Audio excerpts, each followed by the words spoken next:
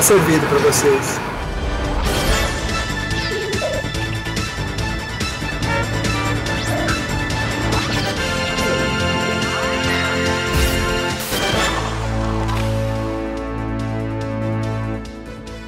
O Espelho Urbano de hoje vai ter muita coisa gostosa, mas também tem assunto sério em pauta, é a crise da água na região. Você vai acompanhar como a falta de chuvas mudou a rotina de muitas pessoas e também possíveis soluções para este problema. Nós vamos falar também sobre o meio ambiente e os cuidados na hora da perfuração dos poços artesianos.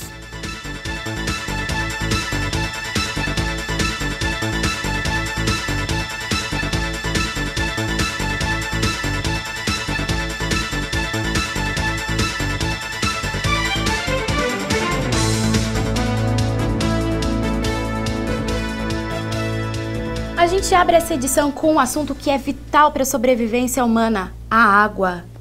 Durante esse ano, o estado de São Paulo passou por uma grave crise hídrica provocada também pela falta de chuvas, o que agravou o sistema de abastecimento do estado.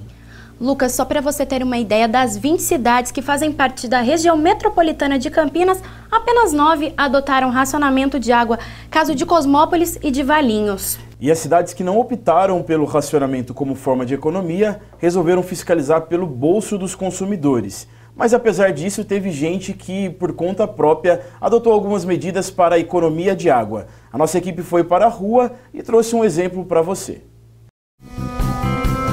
A escassez da água é um dos maiores desafios a serem enfrentados ao longo do século XXI. Além do desperdício frequente nas residências, existe também uma significante perda de água nas tubulações durante o percurso entre as estações de tratamento até os domicílios. Segundo a Sanasa, Sociedade de Abastecimento de Água e Saneamento, na cidade de Campinas o índice de perda de água é de 19,2%, enquanto a média nacional é de 40%. Hoje, o rio Atibaia está num nível muito abaixo do normal.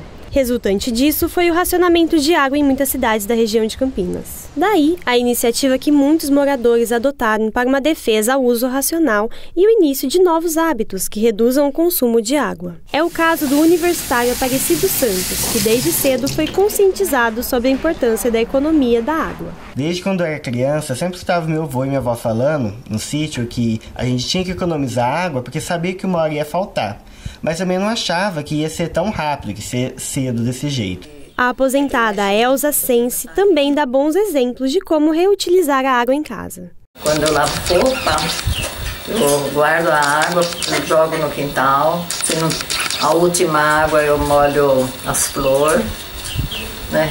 E se chover eu pego nos baldes, né? Que as flores gostam muito da água da chuva, né?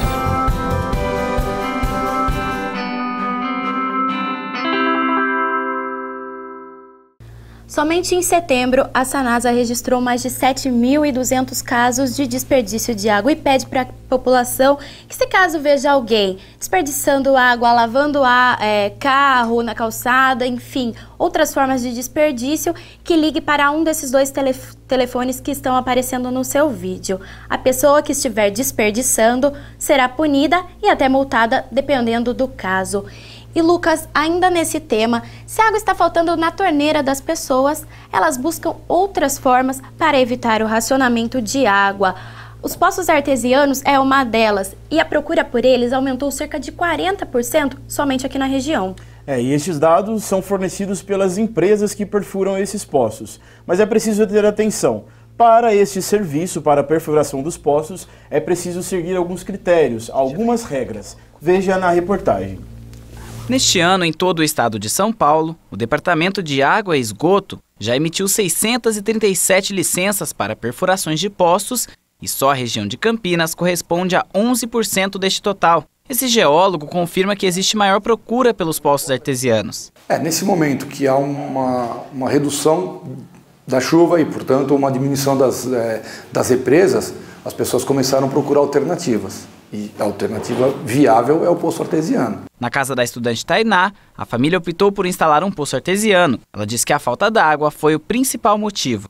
foi o fator, acho que determinante, assim, né, para que a gente procurasse métodos alternativos. O poço mudou bastante a realidade da família, que agora até ajuda os vizinhos. O problema que a gente tinha com falta de água, praticamente a gente não tem mais esse problema desde que instalou o poço. Os vizinhos pedem, né, para estar utilizando a água também, para pegar um pouco de água. Para a família conseguir fazer o poço, foi preciso obter uma licença com o DAE, e mesmo com a regulamentação, é preciso observar alguns aspectos para fazer a perfuração do solo. Primeiro, claro, não procurar uma empresa só, exigir que essas empresas tenham o geólogo, que é o profissional legalmente habilitado para esse tipo de trabalho, e que ele participe efetivamente de todo o processo da construção do poço. E aqui no estúdio eu vou conversar com a professora Sueli Yoshinaga. A professora Sueli, ela vai falar um pouco sobre essa questão dos poços artesianos, como nós vimos na reportagem, né, professora? Sim. Qual que é as vantagens e as desvantagens do poço artesiano, professora? Bem, a vantagem é você ter uma água, tá, de boa qualidade disponível do lado da tua casa. A desvantagem é mais geral, ou seja, com essa crise da água, você pode ter muita gente perfurando no seu entorno e isso pode provocar uma superexplotação ou uma sobreexplotação do aquífero que tem na região. E, na sua opinião, o poço artesiano ele é uma alternativa para a estiagem de água? Olha, nesse momento crítico de abastecimento, de falta de água, é sim. Tá? E isso eu acho que tem que ser gerenciado pelos órgãos fiscalizadores. Porque é uma situação emergencial e a água subterrânea está aí disponível para abastecer a população. E quais são os pontos principais que a senhora vai destacar para que a pessoa, quando pensa, vou perfurar um poço, o que ela deve observar, que ela deve ficar atenta? Olha, ela tem que contratar uma empresa idônea, né? Essa empresa, ela pode fornecer ou não, ou ela pode contratar um geólogo para fazer todos os licenciamentos possíveis e deixar o poço. Essas empresas vão seguir as normas da ABNT, a Associação Brasileira de Normas Técnicas, para a construção desse poço. E é claro que tem que legalizá-lo, né? E aí você legalizando, usando, sem problemas. E a fiscalização que existe hoje, ela está conseguindo dar conta de tudo isso, professora? Olha, o que eu tenho visto é que ela não tá conseguindo, tá? Porque existem milhares de poços na região. Quando eu falo milhares, é em toda a região da bacia do Piracicaba. E eles são, os agentes são muito poucos, tá? Então, pelo que eu vi, eles atendem denúncias. Tá? Mas eles não têm condições de fiscalizar todos os poços. Só esse ano é 637 que foram otorgados, fora os que já existem, né? Então e todos espalhados pela Grande Campinas, por Campinas. Então eles não realmente, é difícil fiscalizá-los. Tá certo. Professora, nós agradecemos muito a sua presença aqui. Eu que professora agradeço. Sueli, ela é especialista em hidrologia. E a gente agradece, muito obrigado, viu? Tá. E olha, você que está acompanhando o Espelho Urbano, quer saber mais notícias, mais informações sobre como economizar água, como conseguir aí driblar a estiagem, você pode acompanhar no Portal Digitais, que é um produto produzido por nós alunos aqui da Faculdade de Jornalismo, e o site está aparecendo aí no seu vídeo. E você notou que nós aqui do estúdio estamos usando uma fita rosa? O significado dela você vai entender logo mais. Continue com a gente, o Espelho Urbano volta já. O centro de Campinas vai ganhar cara nova e o primeiro passo vai ser bem aqui, na Avenida Francisco Glicério.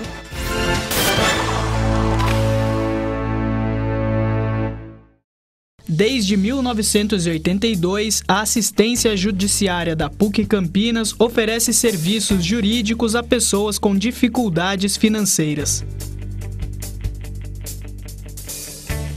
A assistência judiciária fica na Avenida Orozimbo Maia, número 176. Para mais informações, ligue 3232-9109. Desde 1972, a Clínica de Fonoaudiologia da PUC Campinas está de portas abertas para a comunidade. Com equipamentos de última geração, realiza exames e terapias de reabilitação da fala. Se necessário, oferece aparelhos auditivos.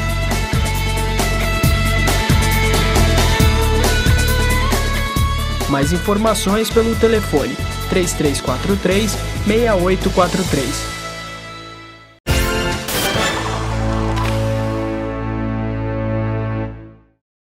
E agora, Gabriela, a gente vai falar de uma coisa que é um verdadeiro marco para a cidade de Campinas, a Avenida Francisco Glicério. Para quem não mora aqui, a avenida corta o centro da cidade e ela tem tem quase 2,5 km de distância aí. E por dia passam cerca de 24 mil carros nessa avenida. Lucas, e a partir do ano que vem, essa avenida tão importante para a cidade vai passar por obras de revitalização que estão orçadas em mais de 11 milhões de reais. Mas afinal, o que isso significa e a quem vai afetar? A nossa equipe de reportagem foi até lá e você acompanha agora. Dar vida à região do centro é o que pretende a Prefeitura de Campinas com a proposta de revitalização. A ideia é aumentar a segurança e circulação de pessoas. A Francisco Glicério é a principal avenida do centro de Campinas e é aqui que começa o projeto de revitalização, que vai tirar uma das vias de estacionamento e ampliar as calçadas, dando mais mobilidade para os pedestres. As melhorias incluem iluminação, pintura dos prédios, restauração das fachadas e deixar os fios de alta tensão no subsolo. Além da parte visual, o projeto vai aumentar as calçadas e facilitar a vida dos pedestres e motoristas.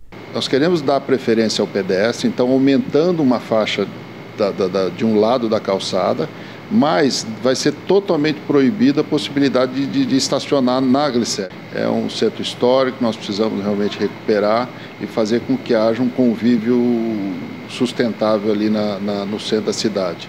É por aqui que muitos motoristas passam diariamente, até mais de uma vez por dia. Segundo a INDEC, chega a 24 mil carros. Um desafio maior do que os quase 3 quilômetros de extensão é o fluxo intenso. A arquiteta Eliane Barros se arrisca e aponta uma solução.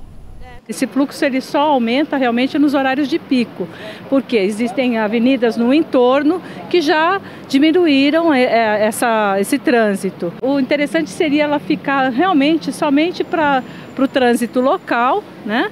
E ficar um espaço mais dedicado ao pedestre mesmo. Com as mudanças, a Glicério vai se tornar mais cultural e comercial, voltada para os pedestres. Dos marcos de Campinas, né, essa avenida, e lugar de protesto, de reuniões, né, do comércio, e a revitalização vai trazer o maior número de público. Mas a revitalização divide opiniões de pedestres e trabalhadores locais. Vai desocupar um pouco a calçada, que é muito ruim para os idosos. Eu acho uma coisa boa, porque eles põem essas caçambas no meio da rua, não tem quase nenhum espaço para os pedestres passar. Para nós não é muito viável. Por quê? Porque a prefeitura nos cede o equipamento, só que temos o que acontece? Pagar esse equipamento parceladamente. Então, quer dizer, nós tivemos um custo com o carrinho, pagamos esse custo de carrinho, além de tudo agora tem que pagar de novo a banda, entendeu? Não é muito viável. E os moradores que concordam com a revitalização querem mais. E aí vai continuar todos os mendigos dormindo na calçada? Aí que tá. Você viu aqui no Espelho Urbano que as obras de restauração da Caravela do Taquaral estavam com a inauguração atrasada. E agora, como está? Confira. Depois de 5 anos, a Caravela Anunciação foi reaberta ao público. Ela está de cara nova, agora tem as cores da bandeira de Portugal. A restauração começou em maio do ano passado e a previsão de entrega foi adiada 3 vezes. No dia 28 de setembro, ela foi reinaugurada e já pode ser visitada. O serviço é de graça e funciona nos sábados, domingos e feriados, das 8 ao meio-dia e das 2 às 6 da tarde. Já de segunda a sexta, é preciso agendar a visitação através do telefone 3256-9959. Mais uma área de lazer revitalizada para você. E mudando de assunto, você ficou curioso para saber dessa fita rosa que estamos usando aqui? É porque este mês é um mês de conscientização para o câncer de mama. É a campanha Outubro Rosa.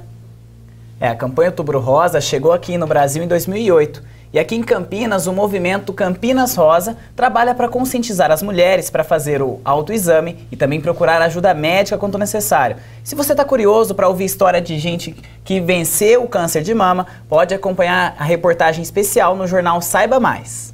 E o jornal Saiba Mais já está disponível para você. Você pode encontrá-lo no campus da PUC Campinas e em alguns outros pontos da cidade.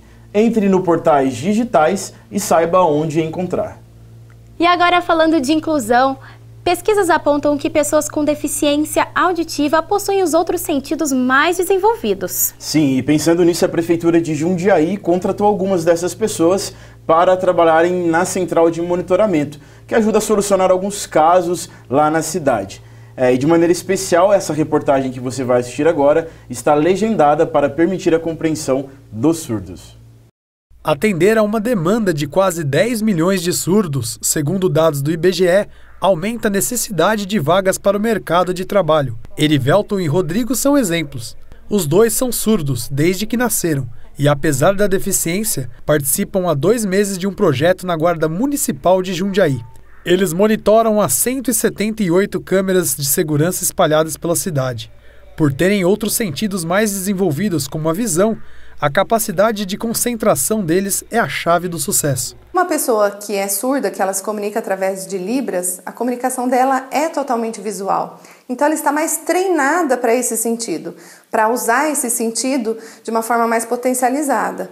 Mas ela não tem diferença nenhuma, é só uma questão do treinamento que o surdo teve para usar a visão para captar todas as informações do ambiente. Inclusão social e segurança pública, 2 temas distintos, mas que andam lado a lado no monitoramento da Guarda Municipal de Jundiaí. O programa de inclusão começou após 2 meses de treinamento. Ele tem atendido as expectativas da Guarda Municipal e a intenção é ampliar esse efetivo ao longo do tempo. O projeto é baseado na inclusão mesmo, né? Incluir os deficientes, surdos, né? Aqui na Guarda.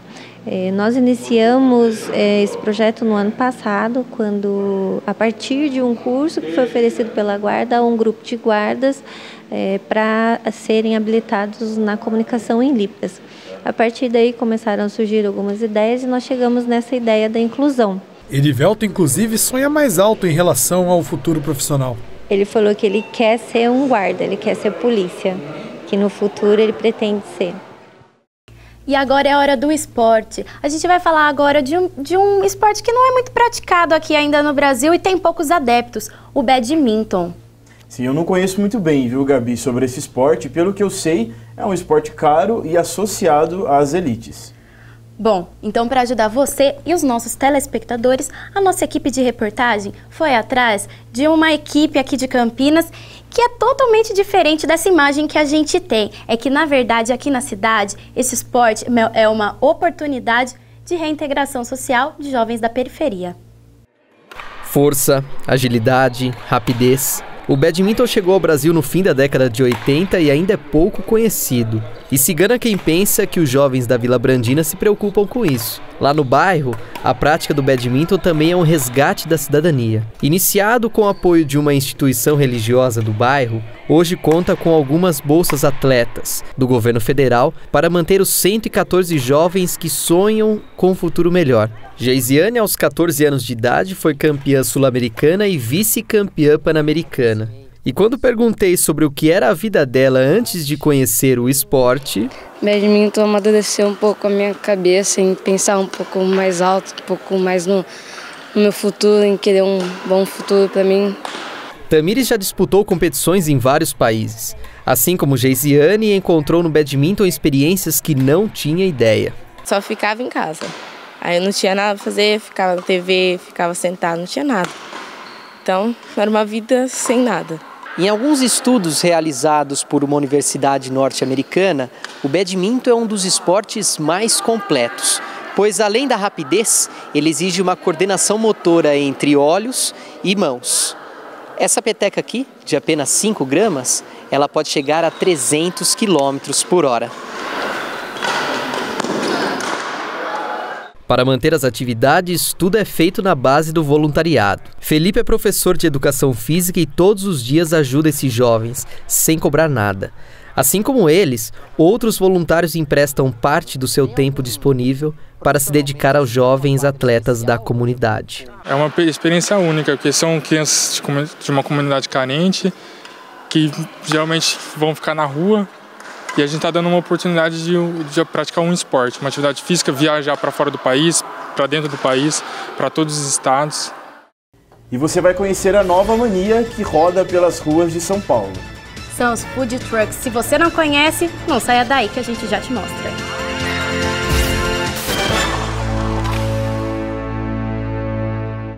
Desde 1982, a assistência judiciária da PUC Campinas oferece serviços jurídicos a pessoas com dificuldades financeiras. A assistência judiciária fica na Avenida Orozimbo Maia, número 176. Para mais informações, ligue 3232-9109. Desde 1972, a Clínica de Fonoaudiologia da PUC Campinas está de portas abertas para a comunidade. Com equipamentos de última geração, realiza exames e terapias de reabilitação da fala. Se necessário, oferece aparelhos auditivos.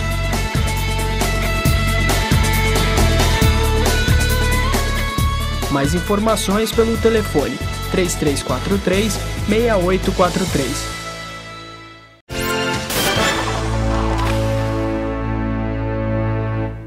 A gente está de boa aqui no Food Park e vocês aí no estúdio.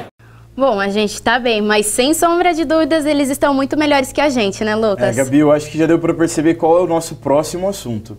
Sim, são os food trucks, ou como são, para quem não conhece, são aqueles caminhões ou trailers que vendem comida nas ruas. Eles surgiram em 1872 nos Estados Unidos e de lá para cá foi só aperfeiçoamento da comida e também do modelo de negócio. Você vai acompanhar que comer na rua é muito mais do que comodidade e rapidez.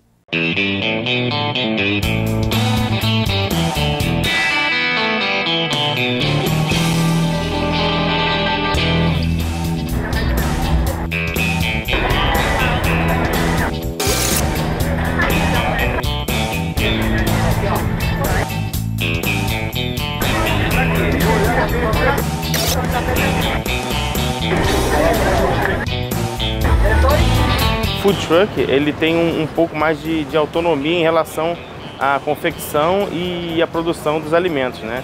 Então a gente consegue produzir muita coisa dentro e de forma imediata, fazer as coisas na hora, tudo para pronta entrega, né?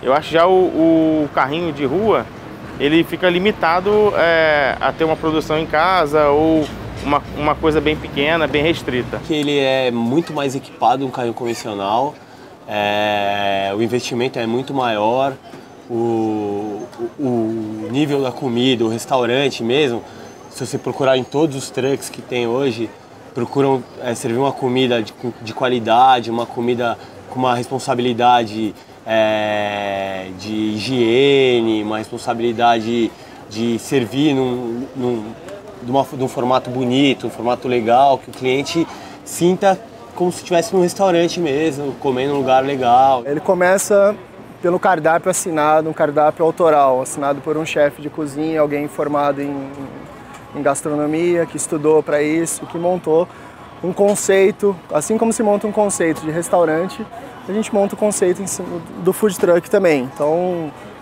todo o ambiente, a maneira como a gente trata as pessoas. Quando você está num truck, você tem uma relação de transparência com as pessoas, com os clientes, quem está consumindo no truck. Então, toda a movimentação, toda a comunicação da cozinha é vista, né? Então, a gente não tem barreiras como no restaurante convencional. Você tem a barreira do garçom, a porta fechada da cozinha.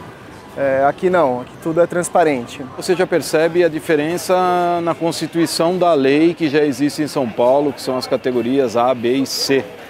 Então, tudo é decorrente do porte, da qualidade, da quantidade, da maneira que é feito, né? Pelas dificuldades do empreendedorismo brasileiro, que está relacionado muitas vezes a esses microempreendedores vir pela necessidade e não por uma oportunidade de negócio. E isso mostra uma valorização de oportunidade de negócio. Churros, cachorro-quente, hambúrguer são alimentos que têm alto teor de gordura, alto teor de sódio e que, do ponto de vista nutricional, eles devem ser ingeridos eventualmente. A comida de rua convencional, o que a gente acredita é que ela tem menos controle nas questões de higiene do que as comidas aí que são as food truck. Eu gosto da questão da comida fresca, comida feita na hora, a agilidade, a rapidez. Essas são características que um bom truck tem que ter. A maior vantagem da comida de rua a interação com o cliente é muito mais próxima e imediata, né? Você tem a resposta da qualidade do seu produto no mesmo momento. Eu acho que é a oportunidade de cada chefe, de cada cozinheiro, ou até mesmo um entusiasta, mostrar o seu melhor. Você vai escolher dentro desse leque de opções aquilo que é mais saudável e em busca daquilo que você acredita. Mas não dá para afirmar que todas essas comidas de ruas, porque senão toda a população, né? Porque hoje a maioria come na rua, estaria contaminada. No Brasil ainda existe a questão da segregação de classes. Na rua passam todas essas classes. A questão da informalidade da rua faz com que, como não tenha nenhum tipo de conduta formal ou algum tipo de status consolidado, você consegue partilhar da convivência dessa mesma situação que é se alimentar. A não ser que você tenha nichos agora, onde que se possa cobrar preços absurdamente altos por uma questão mercadológica e por questões de segregação, onde que esses food trucks estão. São pessoas que gostam dessa mobilidade, de não estar todo dia no mesmo lugar, e a flexibilidade de horários também. E o contato direto com as pessoas, isso é o impagável da comida de ruas. O food truck ele é um investimento muito menor e o retorno muito mais rápido, né? Porque com o boom da comida de rua, eu acho que o lucro é muito maior, porque você tem uma estrutura menor fazendo a mesma quantidade de comida de um restaurante. E eu vim de uma família de caminhoneiros, isso está na veia. A questão de você, cada hora está num lugar, cada hora tem um público. Primeiro você tem que conhecer o ambiente no qual você vai comer. Aqueles alimentos que você vê que estão sendo preparados de forma adequada. Por exemplo, o suco, se ele for feito na hora, você está vendo como ele é feito. Os meus sócios, eles estavam correndo na rua e sentiam falta, né? A gente pratica muito esporte, sentia falta de um lugar que venda uma comida saudável, que consiga repor uma energia de uma maneira legal. Surgiu a ideia desse ponto e resolvemos abrir o truck, que também é um negócio itinerante, que a gente consegue acompanhar corrida de rua, locais onde as pessoas praticam esportes. Um dia como esse aqui é muito legal, porque em São Paulo você não tem tantas opções para comer ao ar livre assim, né? Então acho que essas mesas de madeira é um momento também que é muito agradável também. E eu sou residente aqui no bairro e também trabalho aqui no bairro. Quando a gente não está com vontade de fazer alguma coisa em casa, sabe que aqui tem uma possibilidade de uma boa refeição também. Essa coisa expresso, que você chega, você come, sai e acabou. E o espaço, que é muito gostoso, que já era aberto, tudo, e à noite fica bem bonitinho. Com as luzinhas acesas, tudo fica um convite diferenciado, né? Agrada os olhos tanto como o paladar, eu acho muito legal. Antes de estar com o truck, eu trabalhei 22 anos com publicidade. Eu sou formado em marketing. Então, larguei 12 anos de publicidade para fazer gastronomia. Não, primeiro porque a publicidade é um inferno. E segundo porque cozinhar é paixão. Estava acostumado a bater ponto numa empresa, trabalhar fixo num lugar. E estava um pouco de saco cheio, queria ter o meu negócio. Eu comecei a estudar e a fazer estágios na madrugada em restaurantes para aprender. Se você veio só pelo dinheiro, esquece, você não vai durar muito tempo. Me deu um caminho dentro da gastronomia que eu não estava enxergando ainda. Ela tem uma pegada diferente, ela cobra do cozinheiro uma performance diferente, tem que ser mais rápido, a qualidade tem que ser sempre alta. Hoje eu tenho meu negócio, eu trabalho 30 dias por mês, corro atrás, acordo cedo, vou dormir tarde todos os dias, enfim. É um negócio que me dá muito mais trabalho, mas é muito mais prazeroso que o negócio é meu, né? A correria é muito grande, mas é saudável. Cada dia tem um aprendizado, um caminho novo, uma maneira nova de cuidar do alimento, de carregar o alimento, de cozinhar o alimento. Tá meio difícil porque a gente não consegue parar na rua porque a legislação ela não nos permite. Se restringe a um ponto fixo, que não é a nossa ideia é ser itinerante. A gente está perto do cliente, não o cliente vir até nós. Eu acho que as pessoas vão voltar, pessoas, eu digo prefeitura, olhar para a lei e elas vão começar meio que ficar mais de olho nisso. Quem é que está na rua, quem é que está fazendo errado. Eu sou francês, nasci em Paris e tem uma onda de food trucks em Paris absurda. Agora tem food truck em tudo qualquer lugar. Eu tava procurando um lugar como esse aqui em São Paulo. E aí a gente descobriu e tô adorando. A febre dos trucks no Brasil, ela é um pouco tardia, ela já vem acontecendo fora daqui, Estados Unidos principalmente há uma década. Mas ela é sobretudo o resultado dessa saída de formandos dos cursos de gastronomia, né? Um curso que ele é novo no Brasil. A gente sabe que essa febre não vai durar para sempre e que vão continuar só as pessoas que trabalham bem, que tem um produto legal, enfim. E a gente está trabalhando para ser um deles. Ainda tem um longo caminho a percorrer e eu acho que é uma área muito promissora na gastronomia. Tem gente que olha e fala assim, nossa, eu quero fazer um food truck desse para mim, vou fazer. Porque as pessoas pensam que é o que pensar no chefe de cozinha, muito glamour e que vai ser super legal e que vai estar na televisão e tal, mas não é bem por aí, é muito trabalho. É um salto qualitativo da nossa comida de rua, sem dúvida, assim, no Brasil inteiro, começa pelas grandes capitais, mas isso é o nosso presente e o futuro, assim, já está acontecendo. Tudo está relacionado. Na verdade, a forma que a gente se alimenta é um reflexo de como a sociedade se organiza.